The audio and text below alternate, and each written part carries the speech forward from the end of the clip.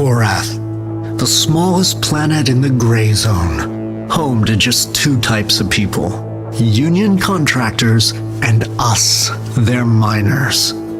We never called Korath home. Slaves. That was the first time I heard the word 24 years ago. We're slaves, Whispered my father on my first day working in the tritium mines. He told me never to say the word out loud. The Union mercenaries, keepers as they were known, executed anyone who uttered it, along with anyone who heard. Faster! You can rest all you like when you're dead! Slaves. I fed on it. That day, my father slipped and broke his leg. A keeper rushed in to give him hell. Get up, you lazy cur, or it's the sinner's wall for you! I can't. It's broken. I just stood there in the rain, watching my injured father whipped by a man no older than I. It is then that I snapped. The next thing I knew, a rock was in my hand and a voice echoed through the cavern. Only after did I realize it was mine. Say it! We're slaves! Say it! And I crushed the keeper's skull. I kneeled beside my father and wept.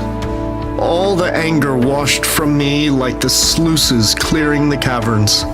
He reached for my hand and placed in it the amulet he always kept around his neck. They'll learn. They'll kill you. Take this and go. Protect her, and she will protect you. Her? She? Was he losing his mind? I heard another keeper coming.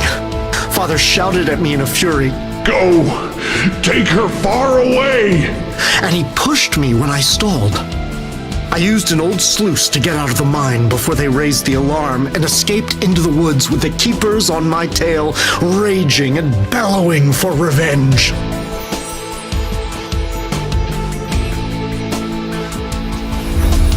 Then I saw her, iridescent blue like the amulet in my hand. She looked at her own arms as if for the first time, and then she looked at me. The shouts of the approaching keepers woke us both from our wonder. Follow. I can help. For hours she led me through the wilds, always ahead of the hunters, until we reached some entangled ruins I never knew existed. She stopped before a lofty archway, and a strange circle, a portal perhaps, exploded into life at her command. The ruins shook and threatened to fall. Speechless, I stood in watchful awe, until at last she came to me and said, I don't know who you are, but if I'm alive, then you damn well need to stay that way too. Come. But where? I asked. Does it matter? She was right. Nothing but a slow death on the sinner's wall awaited me here. With a deep breath, I clutched the stone, remembering my father's words, and followed her again.